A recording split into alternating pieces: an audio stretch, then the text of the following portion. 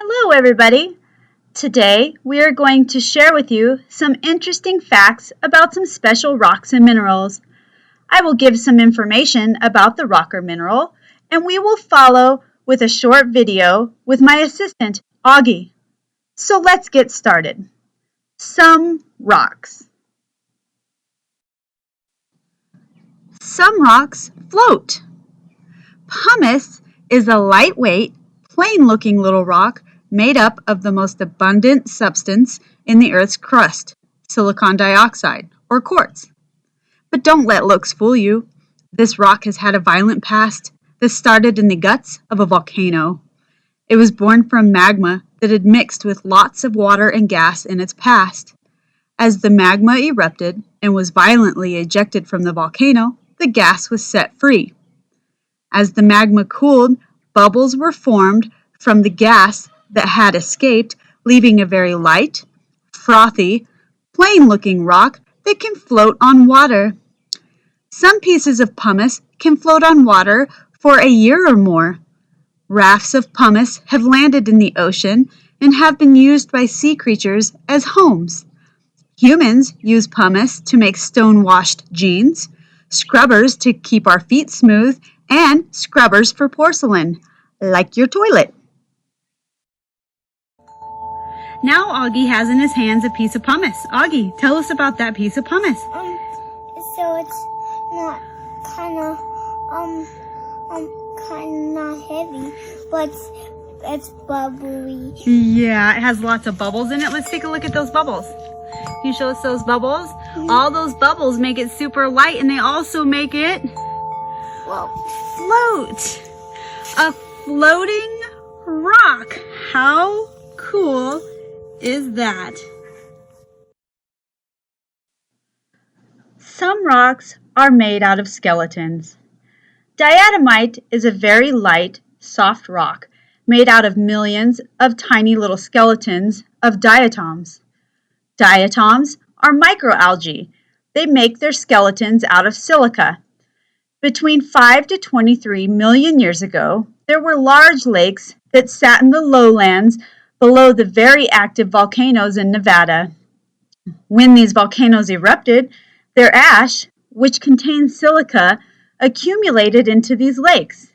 When it did, it gave the diatoms exactly what they needed, and huge algae blooms occurred. When they died, they accumulated at the bottom of the lakes, creating thick beds of diatomite. These beds are currently mined, and the diatomite is used to filter things like apple juice and for organic pest control, among many other things.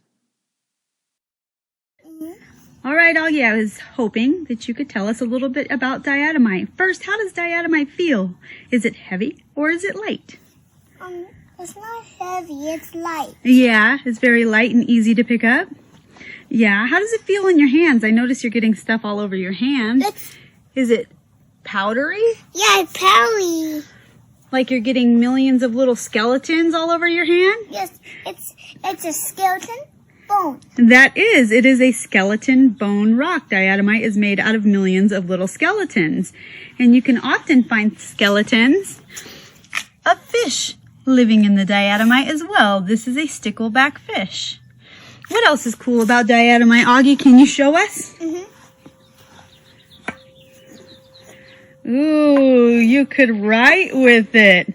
Somebody could write their name with it, couldn't they? Thank you, Auggie. Some minerals attract. For magnetite, sometimes it's hard being so attractive. People always seem to be sticking magnets to you. But magnetite is very strong, like steel, because it contains iron, like steel. In fact, magnetite is used to make steel. Magnetite also has a volcanic past, having cooled from hot lava. What is really neat is when the lava with magnetite in it cools, because of magnetite's magnetic nature, the needles of magnetite will point north like a compass within the lava. That's why magnetite has been used to make compasses for navigation. Magnetite is mined for iron, which we use every day from our cars, trucks, to buildings and toys. If it's metal, it probably has iron, which probably came from magnetite. Auggie has on his lap our little buddy, Maggie Magnetite. Auggie, you want to tell us something about Maggie Magnetite? It's magnet. Oh, she's magnetic. And this is heavy, and this is not heavy. Yes, magnetite is very heavy because it has lots of iron or metal, where diatomite is made out of little skeletons, so it's really light. And Mom, I got another one. If we put on water, let's test it out. Test it out, bud. Yes, diatomite floats for a little bit till it gets too much water in it, then it will sink. Thanks, Auggie. So about 5 minutes later, we revisited Auggie's experiment. We could see bubbles rapidly escaping as the water was pushing the air out of the rock, and the rock had sunk to the bottom of the bowl. Some minerals stink. Sulfur, the stinky mineral. Sulfur gas is what makes rotten eggs stink. If you have ever been to Lassen Park, Yellowstone, or to a hot springs, you may have noticed a funny or maybe a bad smell. This smell is coming from the sulfur that is escaping from within the earth.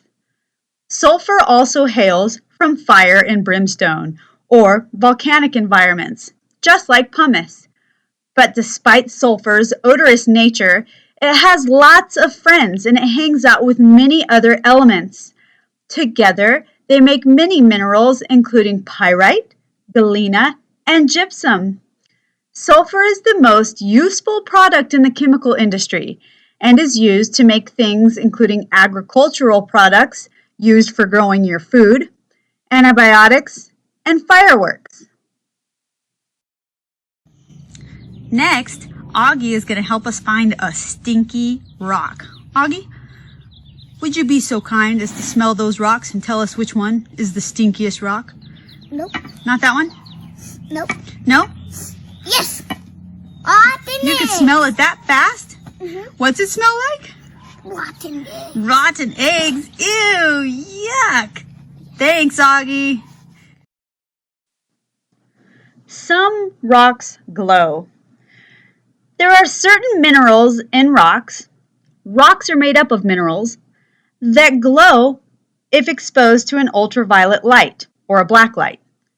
Minerals are made up of elements, and when ultraviolet light shines on these elements, some of them suck it up like a sponge, and they get super excited while doing so. Once the light is taken away, the elements will start to settle down again, and as they do, they release their energy as light. There are many minerals that glow. We will see a bright orange mineral in the following video that contains zinc. Zinc is used to make many, many things, including paints, rubber, and batteries. You could make your own glowing rocks by painting them with a blacklight paint.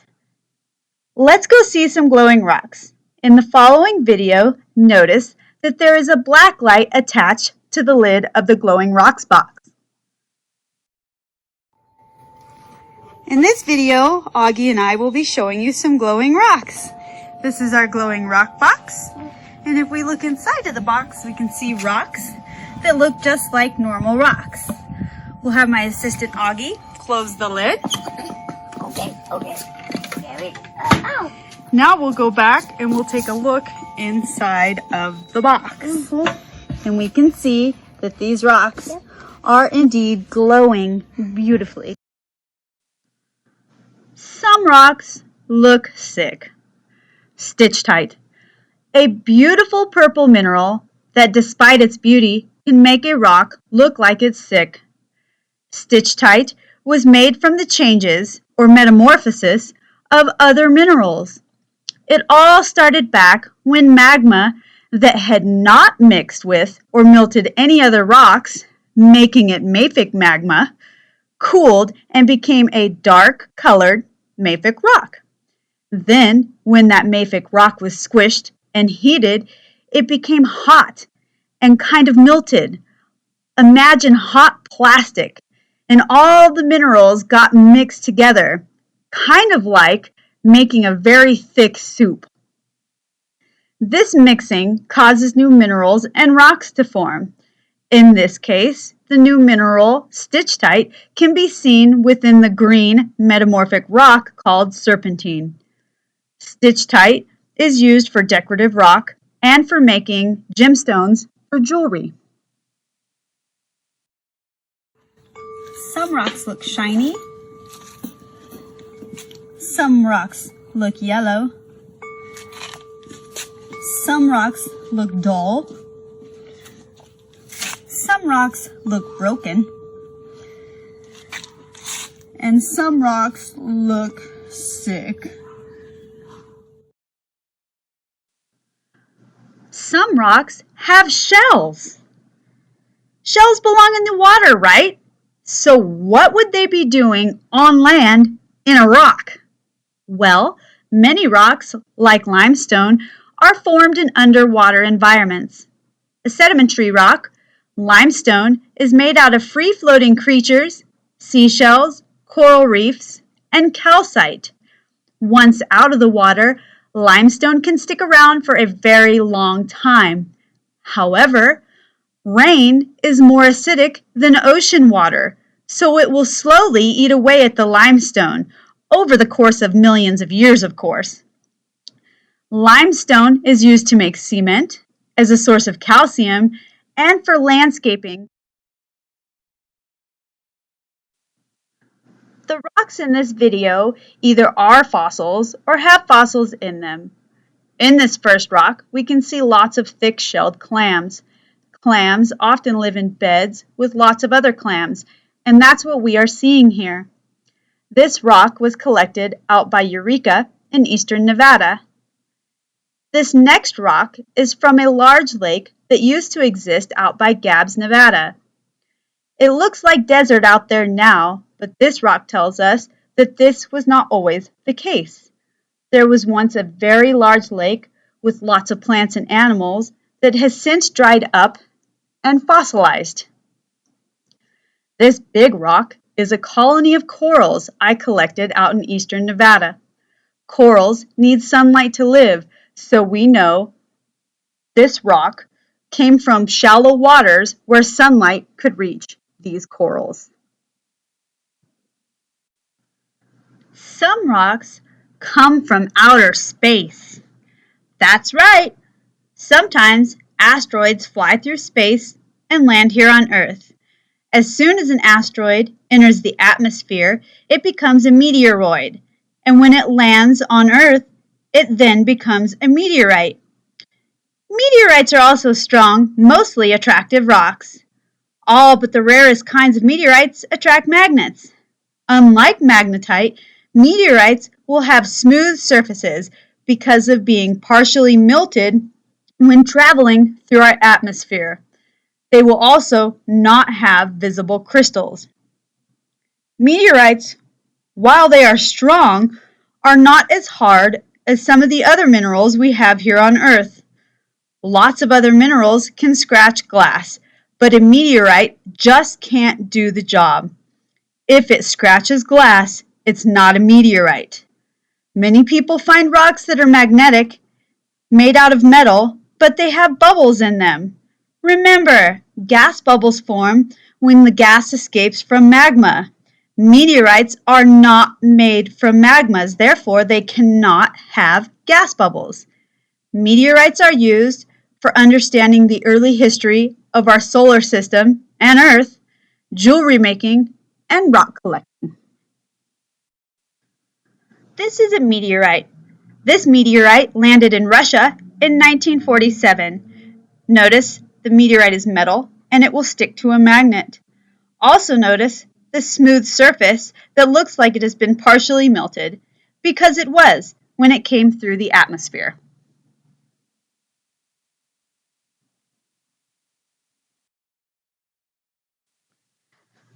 Some rocks were trees. A tree can become a rock? Under the right circumstances, yes. It's called petrified wood. Petrified means turned to stone. Entire forests have been buried by mudslides, debris flows, or ash from volcanoes. Buried underground, the trees are relatively safe because they are protected from insects and surface conditions that would rot or decay the wood. Also underground, water-containing minerals pass through the trees. As they pass through, the minerals replace the wood and turn it into stone. Now equipped with its new armor, the petrified wood is ready to come back to the surface, maybe for you to find. Petrified wood is used as decorative rock. Many people like to collect petrified wood, and it's also used to make jewelry. In this video, we have a couple pieces of petrified wood to show you. Notice you can still see the grain of the wood. Some pieces of petrified wood have more crystals than others. Some actually have opal in them. In this big piece, we can still see where the twig was coming out of the tree trunk. Some minerals conduct. Several minerals have the ability to conduct electricity, like copper. Copper is a brassy colored fellow that is easy to bend and is very flexible. Its flexibility and ability to conduct electricity make it perfect for electrical wiring, which allows electricity to travel to and into your home, powering your lights, heaters, refrigerators, DVD players, phones, and computers, among other things. Heat can also travel very well through copper, and that is why it is used on the bottom of pans for cooking. Copper has many other uses, including brass and bronze sculptures, like our Statue of Liberty. In this video, we're going to show you that copper can conduct electricity. So when we hook the wires up to the piece of copper, let's hook them up, buddy. Look it, they can do that. Yeah, the lights come on. And when we unhook them, the lights go off. The wires are running to this battery pack and through the snap circuit. We can control the lights through the snap circuit as well by turning it off And on. and turning it back on. And off. And off. Off and on. And then back on again. Not all minerals conduct electricity. If we take these wires and unhook them from the copper and try it on the piece of calcite, we see that the lights do not come on. But when we put them back on the piece of copper, the lights return. This is why not all minerals are used to conduct electricity.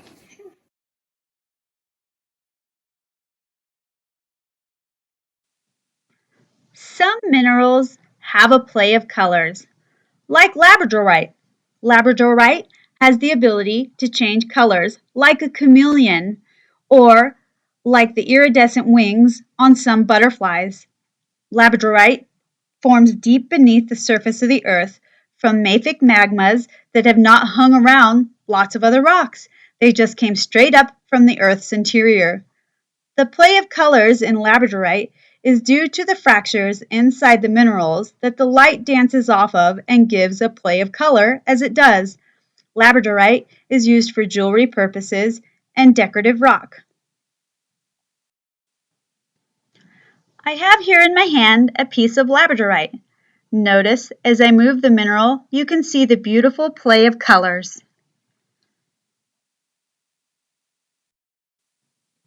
Some minerals you can scratch with your fingernail.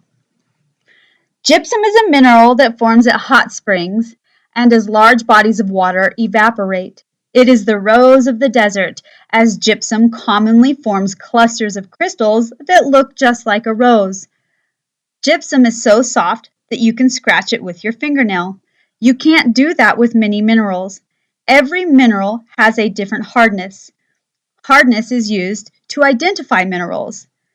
It can be clear enough that you can see right through it, but don't let its soft nature fool you. It is used to make many things that you use every day, like cement, wallboard, paints, shampoos, and conditioners. Auggie is now going to tell us about gypsum. Take it away, Auggie. Okay, here you go. I can scratch this one with my nail. You can scratch it with your fingernail? That's really cool. And I can't with this. It's too hard. That one's too hard? Huh, what's something else that's cool about gypsum? You can see through it. Oh, wow, you can see through it. Well, thank you, Auggie. You're welcome. That's all we have for this video. We encourage you to get out and find some rocks of your very own. Shiny rocks, floating rocks, riding rocks, whatever kind of rocks you like. Get outside and learn something new. Stay safe and well.